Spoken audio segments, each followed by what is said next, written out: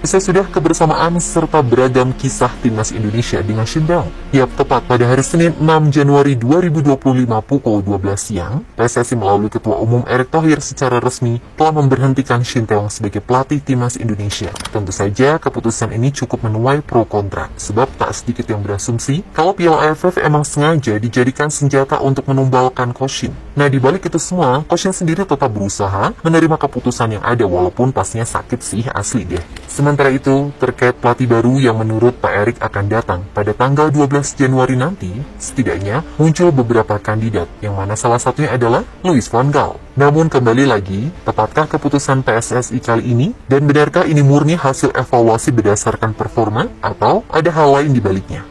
Sintayong tadi pagi, dan Coach Sintayong sudah menerima surat menyuratnya. Nanti tentu ada proses yang berikutnya mengenai hubungan kita yang sudah berakhir, dan saya mengucapkan sekali lagi terima kasih.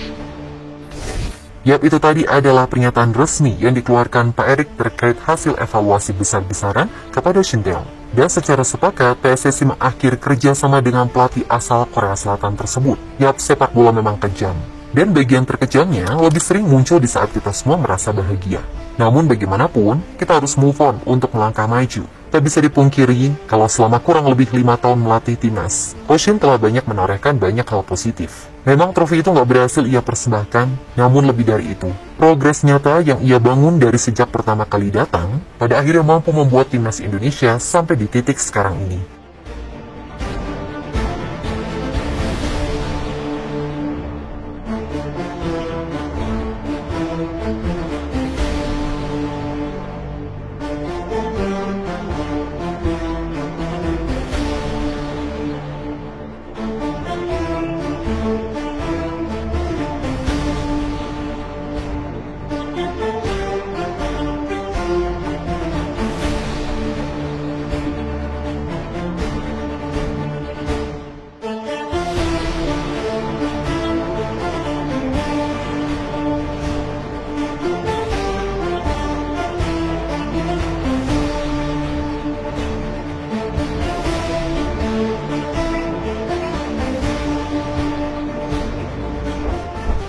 Ya, berkaca dari hasil preskon PSSI setidaknya, ada 9 poin utama yang menarik untuk disimak. Pertama adalah soal hasil saat melawan China. Jadi faktor terbesar alasan PSSI memecat STY.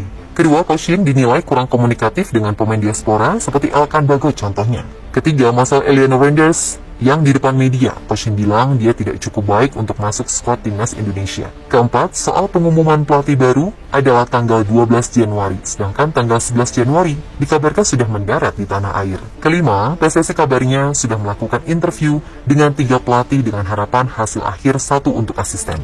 Salah satu calon pelatih yang sudah diinterview adalah Patrick Kluivert, legenda timnas Belanda. Ketujuh, sampai detik ini, PSSI masih terus berupaya mencari sosok direktur teknik. 8, akan ada 1 asisten tambahan baru untuk rangkap jabatan ke timnas U23. 9, akan ada 3 pemain untuk timnas senior yang prosesnya akan segera diurus. Mereka adalah Ole Rumeni, Jairo, dan Michel Becker. Nah, khusus Becker, berkasnya masih dicek lebih dalam, dan ada peluang masuk ke CES. Ya intinya 11-12 lah, kayak kasusnya Martin Pas.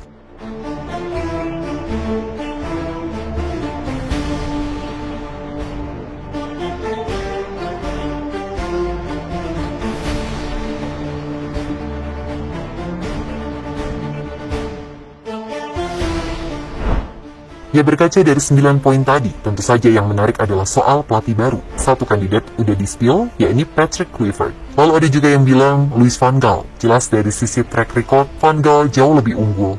Hanya saja, dia lebih cocok jadi dirtek, mengingat usianya udah 73 tahun plus punya riwayat penyakit kronis. Jika Kluivert, sebagai pemain dia memang top pada masanya. Tapi sebagai pelatih, sorry to say, mediocre Paul. Dimana dia baru aja didepak dari tim Liga Turki, Adana Demirspor pada bulan Desember lalu, dan baru bertugas selama 6 bulan. Ingat, baru 6 bulan udah dipecat. Nah, di klub tersebut, dia mencatatkan 8 kemenangan, 6 seri, dan 6 kali kalah. Dan saat ini, Kluivert berstatus tanpa klub sejak bulan Desember 2023. Lalu pengalamannya di level internasional bagaimana? Kluivert pernah jadi pelatih interim timnas Curaçao dengan catatan 1 kemenangan, 2 hasil imbang, dan 3 kekalahan dari 6 pertandingan. Dan calon lainnya yang disebut-sebut adalah Massimiliano Allegri. Pertanyaannya, Allegri ini orang Italia yang secara konsep bermain sama pragmatisnya dengan STY, yakni pola 3 back. Pun begitu dengan Van Gaal yang dalam gameplaynya sangat mengedepankan taktik 3-5-2 atau 3-4-3.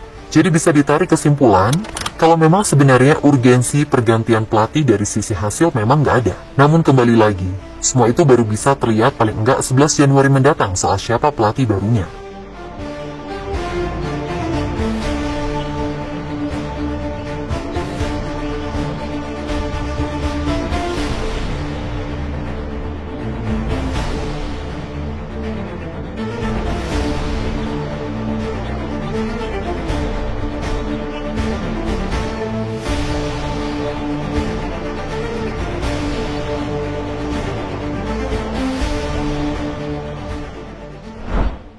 Ya, terlepas dari apapun, semoga saja PSSI nggak blunder besar dengan keputusan ini.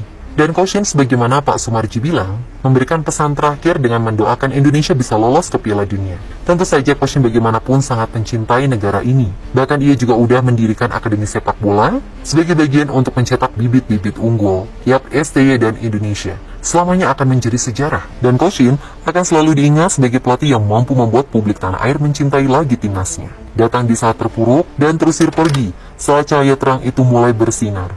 Sukses selalu dimanapun berada.